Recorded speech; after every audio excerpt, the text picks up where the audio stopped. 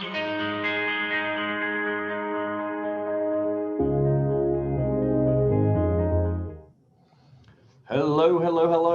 everyone. It's fantastic to see so many of you already sharing your interesting views on the world and the dad jokes in the chat box.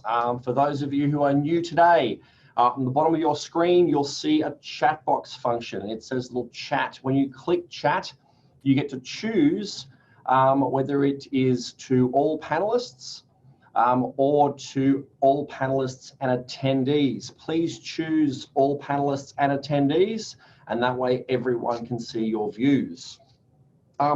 Today is a bittersweet day. Today is the 12th and final session for our Business Centre webinars. At the beginning of COVID, we brought forward this particular program and gave us an opportunity to fast track some of what we're doing with the business qualifications through SPASA.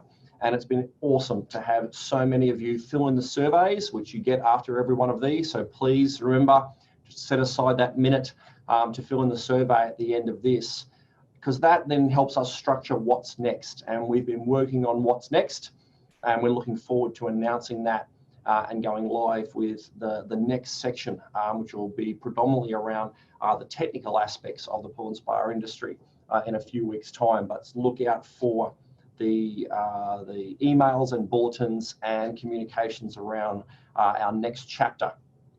Everything we work on is based on your feedback, so please keep the feedback flooding through. Today, I want to take the opportunity to thank our sponsors and our supporters for this.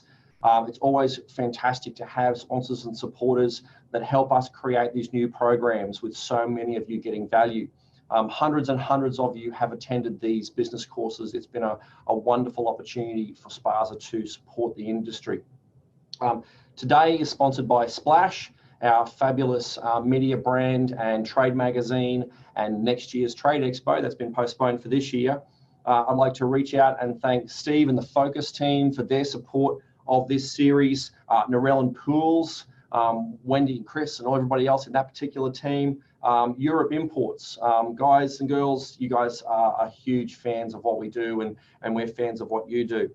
Climate Care Certified, it's wonderful, that particular program supporting sustainability for the industry.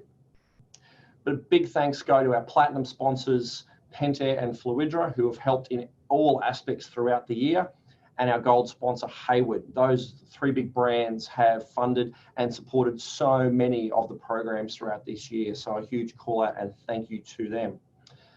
Today, it's about how and where to find potential customers. It's all about prospecting today. So the big one that we've gone through various forms of the Certificate 3 in Small Business, Certificate 4 in Diploma in Leadership and Management. This particular course sits across multiple qualifications around prospecting. And we all want more clients. It's a critical part of our business. And our speaker today is the lovely Mr. David Stennett. It's fantastic to have Dave doing his, I think, third one of these. And if I could invite Dave in. Here he comes.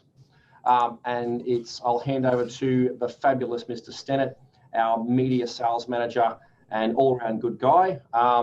Who's a never changing facial hair in different styles. So we do love to look at him, or he loves to look at himself. So please enjoy the day.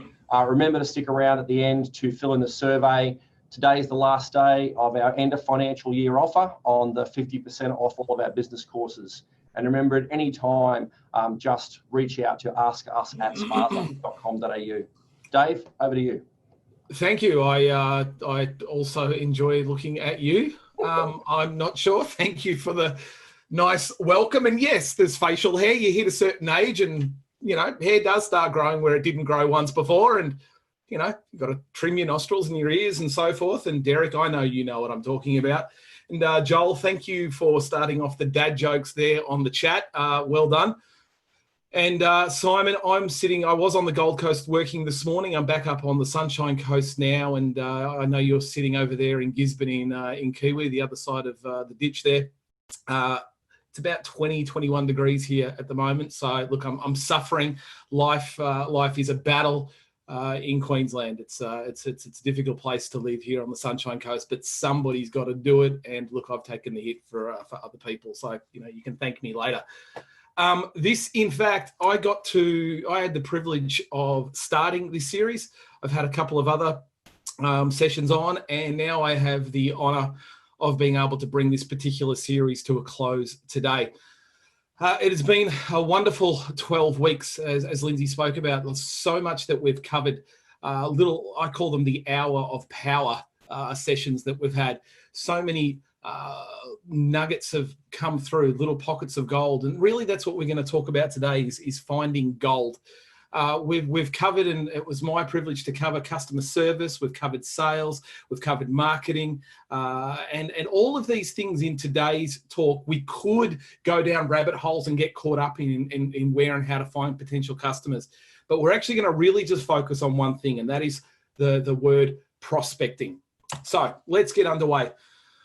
This is the unit of competency, the BSB SL S407. You'll need to write that down. There will be a test at the end, BSB SL S407, coming into land. Identify and plan sales prospects is the unit of competency.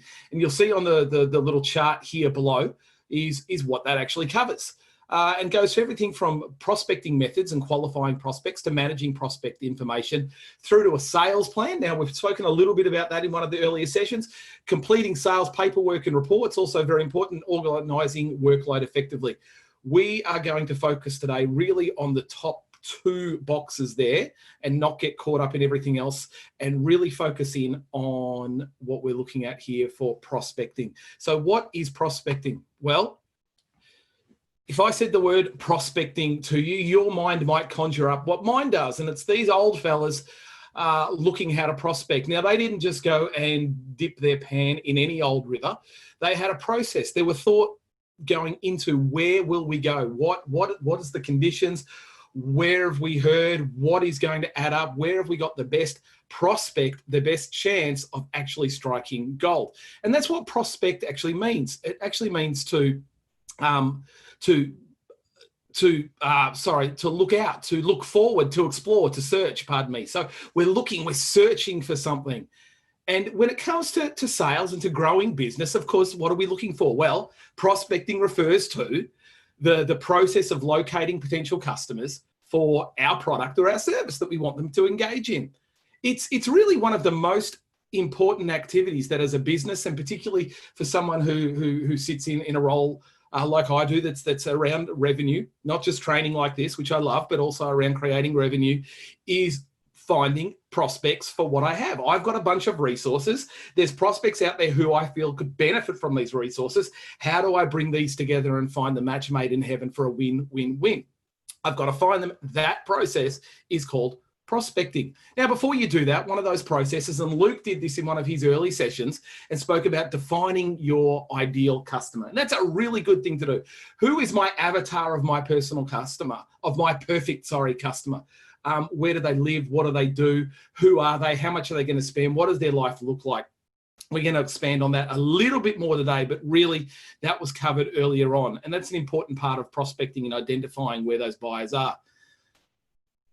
But interestingly, we're all different. We've all got our own different social styles and personality and preferences. We've got our introverts and our extroverts. We've got our people who are much more expressive like me, and our others who are much more analytical and wanting to break down data. And thank God for those people who keep me safe with wisdom and knowledge based on real data. But we're all different. Sales prospecting, while sales can often be seen as a job that requires confidence or an extrovert or someone who's charismatic and wears sports jackets with handkerchiefs or something like that, and trims their hair that's growing in places where it probably shouldn't be. Sales prospecting requires a couple of attributes, and it's none of that. It's actually, we need someone who can do strong research and analytical. Someone who can research-based and analytical to be really, truly effective in this role. So that's an intro right now to the base of what we want to cover today in prospecting. Now, the bucket has a hole. I can hear some of you already singing this in the back of your heads. That's old song. And it's not a happy thought, but it's a real problem. There is always a leak on our business. We want these big, wide open front doors, people to come into our business, and we want to keep the back door as closed as much as we possibly can, and keep growing our bucket of business. But there's always going to be a leak of some sort. The bucket for your business has holes. So when prospecting works, you're attracting more potential customers to convert into your business. We get that. But we're going to lose, maybe 15 to 20%, depending on what research and what data you're looking at, just due to gradual attrition, lots of different reasons. So we have to find new people. We have to prospect and find new customers to bring into the bucket for our business. None of us, no business can afford to ignore leads, to find leads, chase prospects, and turn them into customers of our business. Now, some of these on the screen: death, relocation, competitor, change in life, indifference by business, that you can see there. Some of these things are in our control. And some of these aren't in our control. So if it's not in our control, well, we can be prepared for that by simply saying we've got to have a strategy within our marketing and our sales prospect of what we do to win new business. But one of these, and I've included it in there, is incredibly important. And it's incredibly important. Why? Because you have control over this. There's something you can do about it. And it's a big one. And it's indifference by your business. Customers who feel like they weren't treated with care, like you understood them. And it's a statistic that again, we covered earlier on in one of the sessions, but I want to touch on it because if you can fix this up, well, that makes your prospecting role so much more effective to grow your business rather than just be all about retaining a number that you're currently at, but being in a position to grow. And that is 68% of customers who leave a business because they feel like the business is indifferent about them. They just didn't get me. They didn't care. You can fix that. You should fix that. It's something that we should constantly be looking at and going, what is our customer experience like? But that was a topic for another time, and we can move on. This is a mantra that is well known in my family. Discipline equals, I can yell that out in my house, discipline equals, and the kids yell, freedom! And it's so true, is discipline in our life actually produces the results that we want, which gives us freedom. This is actually 3 words from an ex-Navy SEAL. His name's Jocko Willink, and it's his mantra. And essentially, look, I highly recommend his books on extreme ownership and leadership for process and responsibility. Maybe some of you have read him. He writes some kids' books too, which is what I read to my kids of an evening. But essentially, prospecting requires a process. Following a process requires that D word here, discipline. Ouch. It kind of hurts. Look, it's not my favorite word, but I don't love discipline, but I love what it produces. And so following a process requires discipline. And applying discipline to a process over time produces the results that you want for your business and that I want as well. So we're going to take a look at some processing tips that may work for you to develop your own niche, your own tailored prospecting process. We're going to look at this in broad stroke terms, and we've got lots of varied people who are tuning into these sessions, and you can tailor this for yourself as we go forward. But let's look at some broad strokes as we go.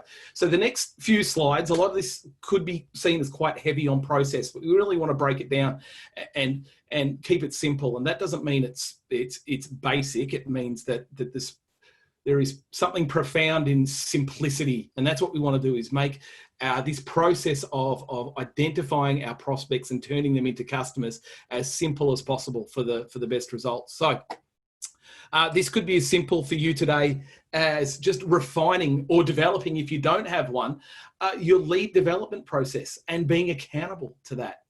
It could be actually to now go out and engage and use a CRM, a customer resource management tool, and actually get that in your system. It could be to actually set a target and begin to move more quickly on inquiries and have a process around way that an inquiry comes in and the way we handle that inquiry.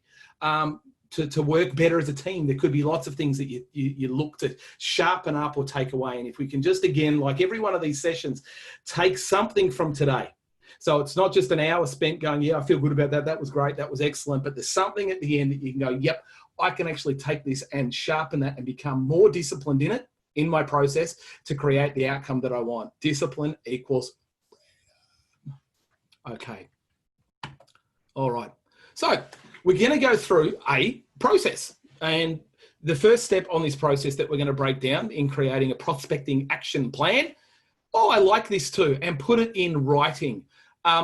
Something about writing the vision, writing the process down to really, it's like the research for me with print versus digital.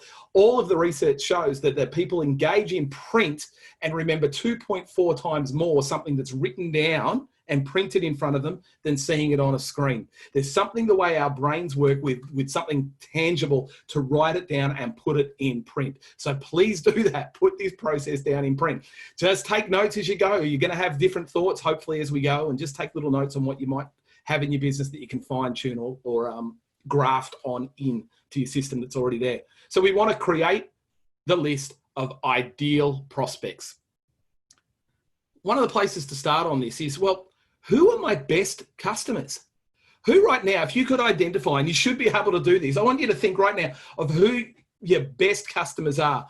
I was sitting at a table with a few industry suppliers this week, and we're talking about the dream customers. And there's those who just get your systems, they get your product, they get your support, they understand who you are and what you do, and they're just easy customers. It's like hand, glove, fit, and away we go. Towards success. We love those customers. Who are they? How can we replicate them? Let's take a look at who your best customers are and why and how. So they might not be your biggest customers, but they're the easiest to get along with. You never have to really think twice about them. The relationship works. They come in, they order, the order gets delivered, they go away, they're happy, and so it continues. They just get it. They understand you. Where'd you find them? So let's have a look at this. Let's make this our first little workshop question here. Where do you find the most valuable lead source to be for your business? Now, my next slide, we're going to go through a whole bunch of ideas here. I'm going to workshop this a little more. But if you could pop up in the chat, where do you find the most valuable lead source for your business to be?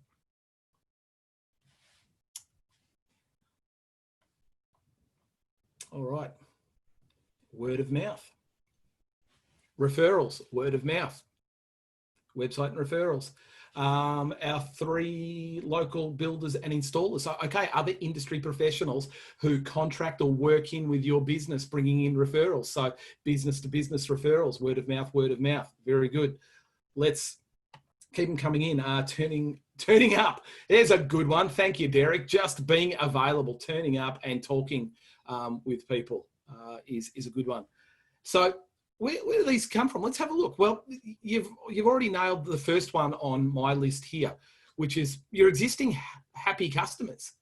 They're happy. Get them to find a program and a way to have them review your business online. You know, you want at least 50 reviews showing you at least 4.5 stars online. A couple of bad ones in there aren't necessarily too bad if you can explain and justify those away and their complaints, but that's a whole nother strategy. So current and previous customers, contact them for additional business and leads. Staying in touch.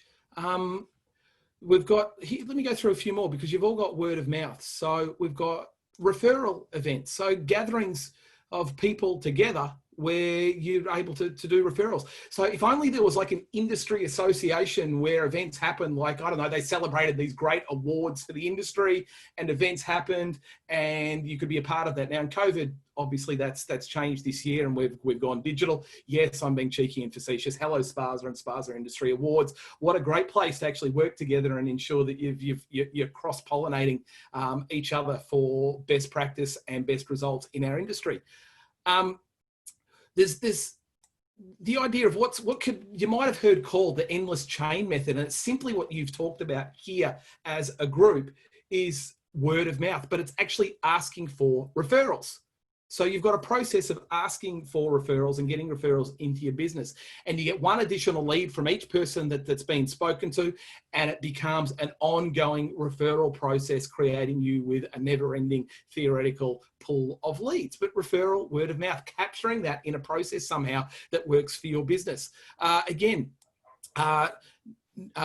Networking events, making yourself a center of influence, an expert in an area, and publishing that out to your social media through your LinkedIn, through your Instagram. I saw somebody yesterday who's done that for their business outside of our industry and has built up a following of 500,000 people in a completely different industry than ours by simply being an expert on this little thing, and by being the center of influence for that thing, they've built up a huge following.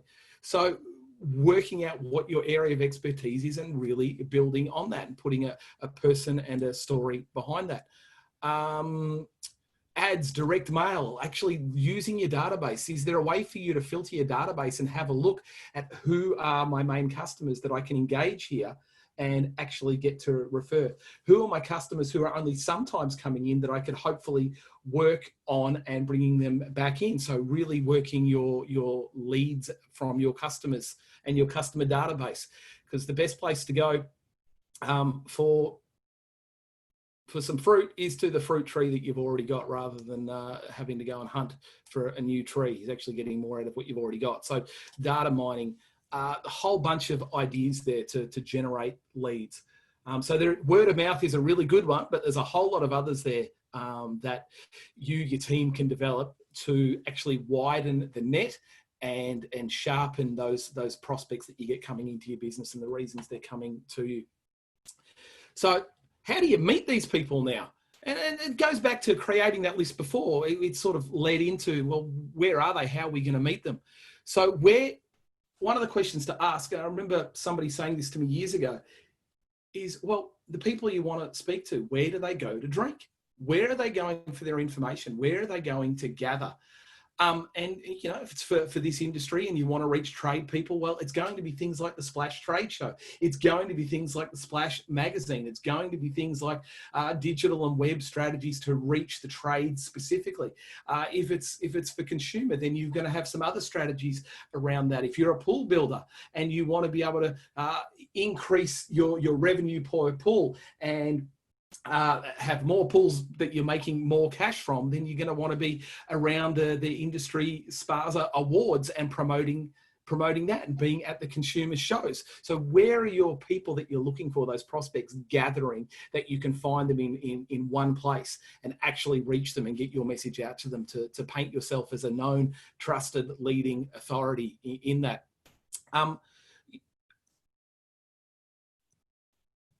Well, where else are leads? And this is something we just touched on before, but I wanted to put a number around it, is your leads are also found in all these places, but existing clients, really existing clients creating opportunity for growth. That was the number that was done on some research over the last couple of years of what's produced growth in business. 51% of those businesses surveyed said the biggest success that they had was working their existing database, working their existing customer leads, turning C customers into B customers into A customers, and making sure their A customers were continuing to be A customers, and really getting referrals out of them. It sounds so obvious and we talk about this, but do we actually have the processes in place to work this and do what we see here? So that was a white paper released by RAIN Groups, just for some reference point for you. Now, leads are important. They're critical. But I've used different terms here between leads and prospects. So up till now, I'm really been all about developing leads. Even though the charts has said prospects, this has all been about developing leads. We want to take the big chunk of leads that we've got through all of those different things that we've spoken about. Now we want to drill down and we want those leads to become prospects, because it's the prospects that we're going to put time and effort into. And so we need to divide our prospects into lists. I've said 2 lists here. Really, it's 3. There is a low list, high, medium. So our high priority, our medium priority, and our low priority. But essentially, we're going to take our low priority and put it all over here for when one day we might have a better match or a better option. And we've taken care of our high and mediums, and then we take that other strategy. But really, we want to focus on our high and our medium. So what does this mean? It means that we need to do something called qualification. We need to qualify our leads and find out what sort of prospect they are. Are they a hot prospect? They're going on the high list. Are they a warm prospect? They're going on medium. Are they a pretty cold prospect that might have a fit, a 1 in 20 chance of wanting to do something with us? We'll park them over here for now. Okay, so let's work out how we're going to do that, because we've got a bit of a selling process up on here. And this is the process that I want to talk about now of turning a lead into a prospect. We're going to go through a few slides, and again, a bit of a process on prospecting, on how we're going to filter now this big chunk of leads that we've all worked on. We've all pulled our little levers and created a big, pages and Excel spreadsheets full of potential leads for our business. But now we need to filter those down so that we're not being lost in leads, and where is that gold coming from? So now we've found the bend in the river like those old prospectors, and now we're wanting to be able to sift out gold from this process. So qualifying prospects is obviously a part of prospecting, and it's really asking basic questions or qualifying criteria to work out where gold's going to be found.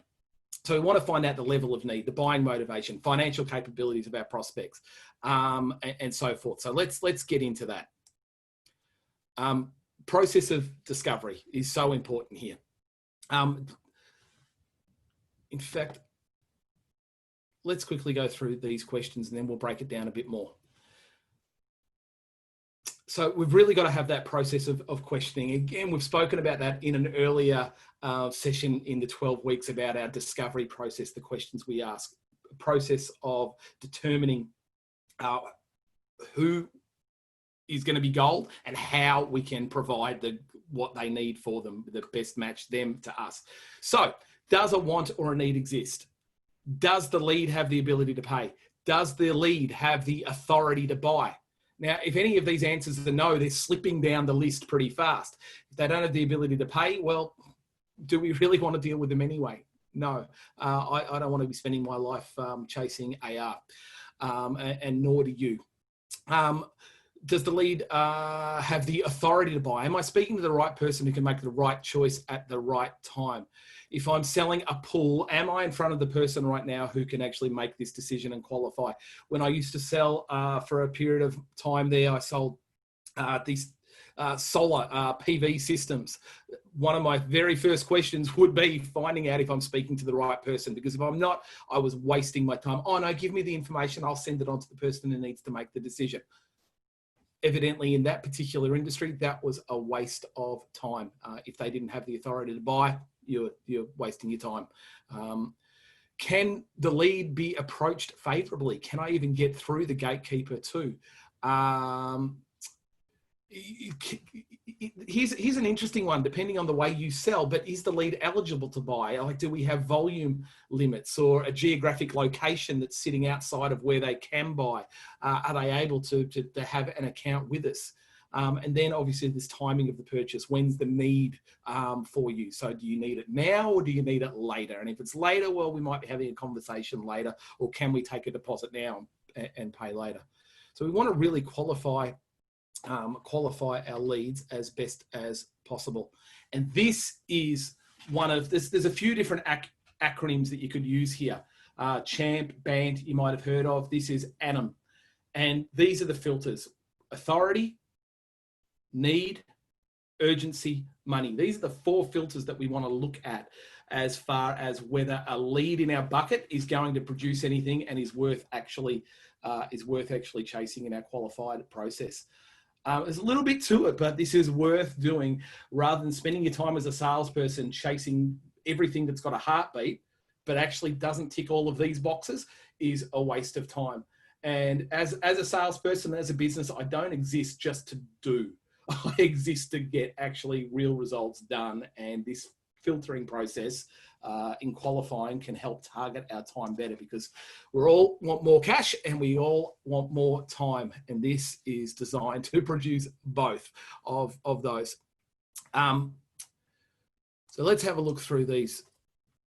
Essentially, qualified customer is a potential customer that you can win and that you want to win. And we're working that out. So authority, do they have the ability to press go? So let me go through some questions here that you can ask to help find out if someone has the authority. So those questions might include, how does your organization, or how do you, Mr. and Mrs. potential pool owner, or how do you, Mr. and Mrs. I want to own a pool, or I already own a pool, or you run a business that could purchase my product, make buying decisions when it comes to a product like ours? How do you make that decision? What's your process? Aside from you, is there anybody else involved in this process? That's worth knowing. Again, if they don't have the authority, or they do have the authority, but it's in conjunction with other people, how can I bring those people into the conversation? What's the best process? And again, on that, should they therefore now be included in this conversation? The answer is yes. If they're involved in the buying decision, they should be. So how can we do that? How do you think those other people who are involved in this decision would feel about purchasing our product? We need to know that. So we're searching out right now, do you have the authority to buy? And if there's a no here, well, this is not going to be a high priority prospect. The next one is need. Need. So do you have the authority, and do you have a need? And these questions, again, start as broad, open-ended questions. And gradually, we sort of narrow the funnel down into specifics to filter out. So questioning around this might look like, if business to business, can you take me through what your procurement process looks like? Who do I talk to? How does it work? You're working out where the blockages are, might be, how it flows, and how best to present your solution to the way that their process works, right? Again, process of discovery. So tell me, how does your procurement process work? What is your buying decision process? What information do you need from me to make this decision? Mr. and Mrs. potential customer, do you experience any quality or service or delivery issues at the moment? How long does it take to resolve those issues that you're going through right now?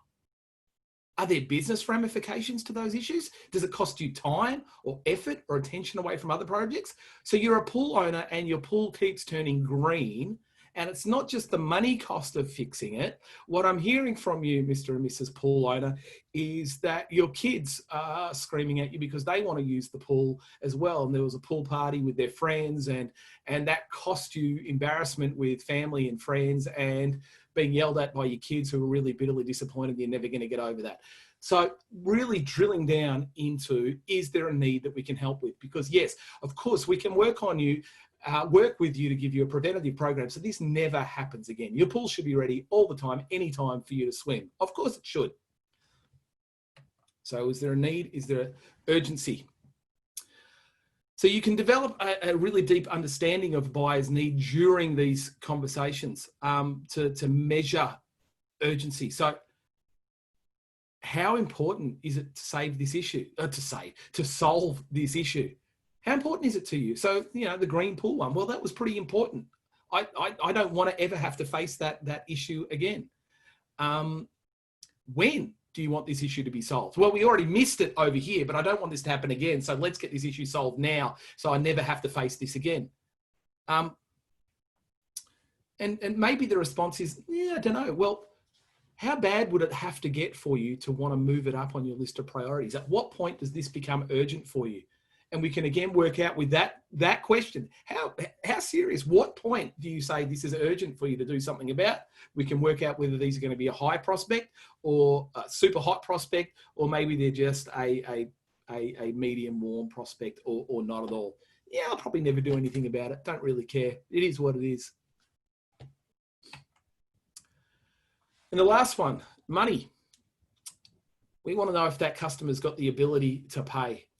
So if you've got a budget for this process, it's amazing how many people want everything for free and not realize that there's a cost. I've got to be paid. You've got to be paid. I want to feed my family and pay my mortgage and go on the occasional holiday as well would be nice.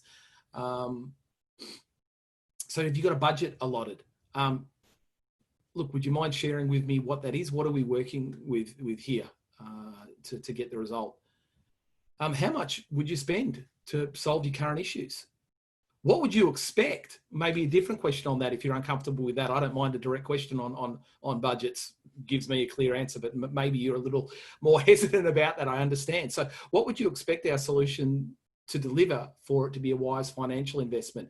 What would you consider to be a reasonable return on your investment if we can deliver on that? So it's going to cost you this much. How long would it be before you'd expect that to actually pay for itself and actually be delivering benefit for you if you've got that sort of a model product in your offering? And so that gives us an ability to prioritize our prospect. You know, our high prospects, our really hot leads, they're going to match those criteria that we've been through.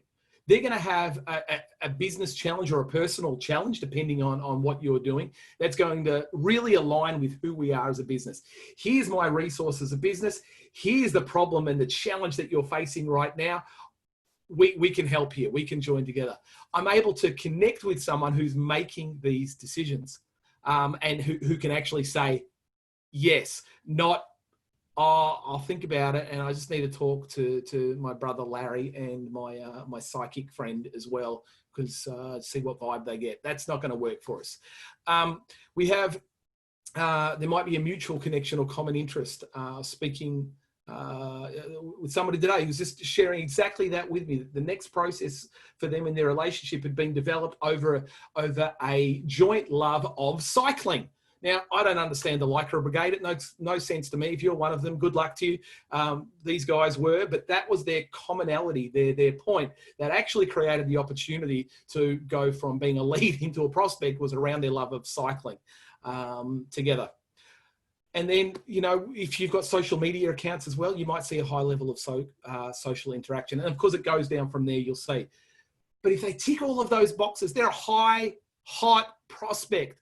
Focus your time and your attention on those prospects and let's turn them into customers. So the next thing we're going to do is we're going to develop sort of the questions for each prospect. We want to develop questions around this that are going to help us frame our conversation going forward with them. So we've had this discovery process in prospecting to a degree. Now we're going to drill it down a little bit more. So this is a process whereby relationships being developed, where trust and credibility are being developed. And it's so important. If I'm going to part with my money, I need to know that I can trust you to deliver and that you are credible with what you do, that I'm going to have a great result at the end of the day. Really understanding your customers' needs. So I'm going to go through some. The reason I've got that workshop question there is I really want you to, as I go through some different questions, and we're really now building on this prospect list, is and making sure that we can deliver in our trust and credibility process here, is maybe some of these will work for you, maybe they won't. If you've got other ones, I would love you in the chat right now to add these questions. So let me give you a little bit of a framework of some prospecting questions that may work for you. But if you've got some of your own, pop them up in the box here.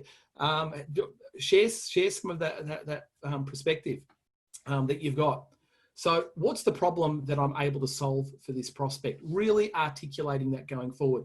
That is going to form the foundation of your presentation going forward. When you're putting together something for them, a prospectus that you would like them to sign off on and say yes to, we're going to really clearly articulate the problem that we're looking to solve and that we can solve. So what's the benefit that I can provide? So there's a product, but what's the benefit around that? And maybe for a pool builder, it's you're going to get your quality pool installed in the desired time on budget. I can deliver all of that. And then building on from that, well, what's my unique competitive advantage? What is it that I can do that sets me apart? Because there'll be other builders in the area that can build a good pool on time and on budget. It's not just me, as much as I'd like to believe that I'm the best, but what sets me apart for this specific prospect? And maybe it's the way that I process you. Maybe it's the way that I scaffold you and I engage with you at every level in conversation to make you feel like you've got you've got my hand and my expertise holding you the whole way through this. That you know that what the machinery is going to do as it comes through and starts digging up, how long that's going to take, the dirt and the mess that's going to be left and how that's going to be rectified. Process every single part of the way. So that could be a unique competitive advantage that you've got. What's the best way to communicate with my prospect? Do they want a Zoom meeting? Do they want social distancing right now and they want it by Zoom? Or do they want you turning up and sitting down with them at different stages of the process, and actually over a cup of tea, they're engaging with you and they've made a cake and they're going to share that with you and as part of the process? What will the lead time be to win this prospect and create a revenue result? I see a really great question that's come up in the chat that I just want to pause on. What would the prospect want to ask but is afraid to? That is a really great framework there to work with. What would this prospect want to ask but is afraid to? These are really important questions that you can preempt in your presentation. And we did talk about this a couple of weeks ago in a presentation that I did. And it's using the language of, you might be wondering what the process is in getting this pool built and how that's going to impact on your life. You might be wondering if there's potential for a cost blowout and you could be left significantly out of pocket and what your risks are. You might be wondering if there really is a solution to your pool continually going green and the frustration that you've had. So we're using language of, you might be wondering. We're softening that for them because they're a bit embarrassed maybe to ask these things. They feel like they should know them, but they don't. They've done their Google research and they've heard 20 different things from, doctor here and professor here and opinionated there and Mr. Whinge over here. And now they're just a bit embarrassed and confused to ask. And so what are the questions? That is a really wonderful thing. Are you going to run off with my money? So sure, let me talk you through the way that the process of payments and the process of delivery of service works through this to make sure that you understand what's happening and that we're comfortable going through. And it's all protected here within our contract. Great questions. What will the lead time be to win this prospect? How long is this going to take before I actually start creating some revenue back into my business? Because everything up to that point, there's a cost, and we understand there's a cost of winning a client. We're all okay with that. But at what point do we actually start creating a revenue result? So are you going to run off with my money? Sure, that's a great question, Sarah. The reverse question of that is, when am I going to get paid on this as well? And we need to know that as a business. It does go both ways. What other resources will I need to engage? Do I need to engage other people within my business? Do I need to speak to someone about creating a graphic presentation? Do I need to be able to create a design over here? Do I need to involve external people right now to contract to help me get the service delivered and to win the business number one? Sorry, just to win number one. And then the secondary question under that is, well, what resources will I need to engage and actually deliver the prospect once we win? Because there's going to be extra costs and process involved in that. Do I have all that in place in my pipeline to actually deliver on this prospect? Because if I don't, well, they drop from a high prospect again to a lower one until I'm able to deliver. What's the cost of winning this prospect? What's the financial benefit of winning this prospect? What's our cost? What's our benefit? Will they be a long-term customer? What's their lifetime value? Can I get referrals out of them, as we spoke before? And are there other indirect benefits, wins for me, or disadvantages or risks to me if I win or I take this prospect? So let me tell you what I mean there. A win could be a great influence in the market. This celebrity has built a pool with me, and he's an influencer in that community. I don't need to promote it anywhere, but I know he's going to talk about it, and I'm going to get this. I remember doing this once again with the PV panels. I got that one house in the street who influenced everybody else in that street. So in one street, I had 5 homes come on board from one project because I got the influencer. That was a win. I mean, in hindsight, I would have discounted him even more if he had have asked. But then there's a risk. If I do this, am I cannibalizing other sales? Am I upsetting another customer who's a really good customer of mine by taking something out over here? So what are the risks of doing this? Things to consider.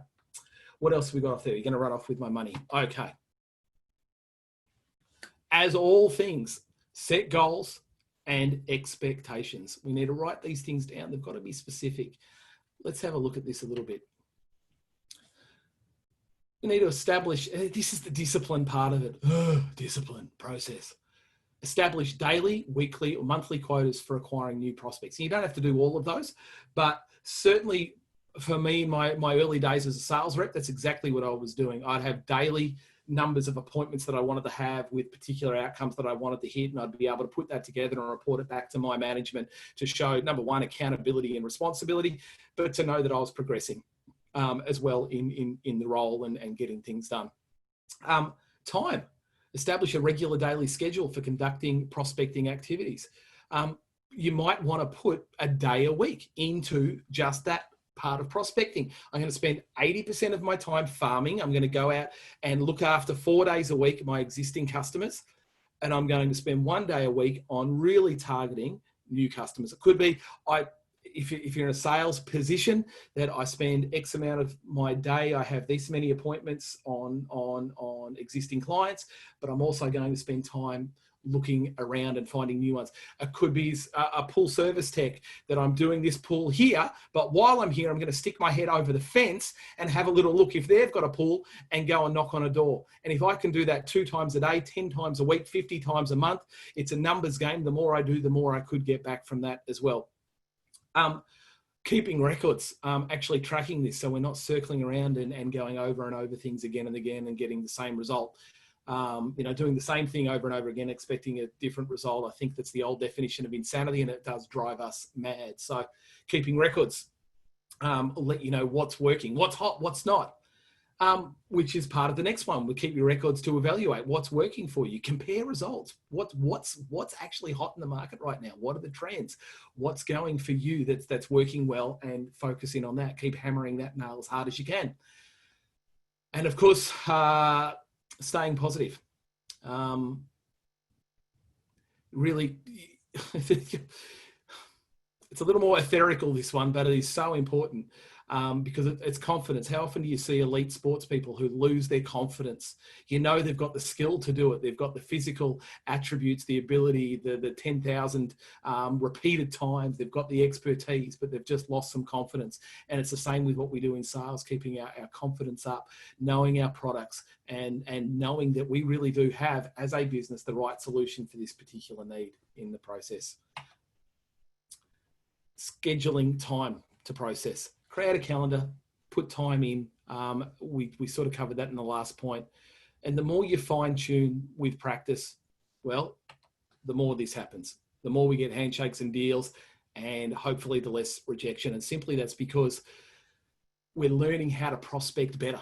We're learning how to better use our time and our resources and what we have as a business to find the right people. Just like the guys prospecting for gold, finding the right places in the river that could produce the right result, not wasting our time on the wrong parts of the river, just playing in the dirt, but actually producing gold out of that dirt.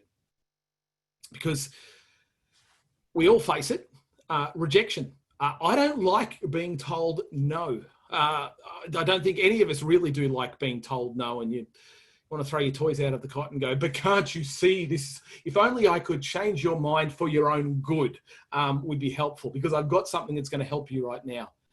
But it is a reality of prospecting. There is no avoiding it, but there is minimizing it. And you're minimizing it by going through the discipline process of prospecting, just taking your leads, working out what's hot, what's not, the process that we've spoken about. Just having good preparation, knowing the issues and knowing what you do well, and just finding ways to minimize that rejection and accentuating actually finding the gold. So part of the whole process here is actually following up. That's a really critical part that can be overlooked, the support in this process. So I'd love to know, what proven technique do you use to support a follow-up prospect? Might be something as simple as I pick up the phone, I send an email, I have an automated SMS. We've all had those from bigger companies that track us and go, hey, thank you so much. Your broadband will be coming on X time any questions, please call us. So yep, phone call. Simon Hall picks up the phone and makes a phone call to connect in person. Software that sends out a quote 3 times from first time that we did the quote. I've used software like that before. Fantastic. And each time, Christian, it's got a different message attached to it, I assume, doesn't it? Building the urgency each time. Derek, doing what you say you're going to do. Yeah, trust and credibility, doing what you say you're going to do, picking up the phone and actually following up. Phone call or text if customer prefers. I really like that, Joel. Your dad jokes are questionable, but what I love about your comment there is if customer prefers. And that's part of our prospecting plan is how do you like to be communicated with? What's going to work best for you so that you know that you're getting the information you need from me timely and in a way that you can understand and we can engage. And sometimes for people that might be text. For my wife now in working in her crew with work, and her people, it's actually, believe it or not, I don't get it. I'm too old for this crap. Snapchat. They use Snapchat. I don't even know what that is properly. Yes, you people probably laughing at me, but so be it. Working out what the customer prefers. So find a technique. Don't forget to follow up. This is such a critical part of the prospect. You can lose it all just by not following up. A simple reminder, hey, we had this conversation. Do you remember, we've got this, we've got that. What else can I send you? How else can I provide? Would you like to? What's going to work for you? And just following up on that. How can I best stay in touch? Rechecking that salient information. Keep sharing information. Hey, you might not be aware something new's come onto the market. We've got this, we've got that. Taking those prospects that you didn't win, but adding them to a database to stay connected with them, knowing that at some point they might come in to your business, particularly with your expertise that you are sharing with them. We're going to let that come to a close today. End of 12 weeks. Thank you for your input. Thank you for your support. Thank you for joining me here today. I hope there is something of this that you're able to take away. Just a one little fine-tuned point to your process. It is a discipline. Discipline equals freedom. And I wish you every success with your prospecting and your growth to your business over the coming months and in the season as we transition out of COVID. Thank you. Awesome, Dave.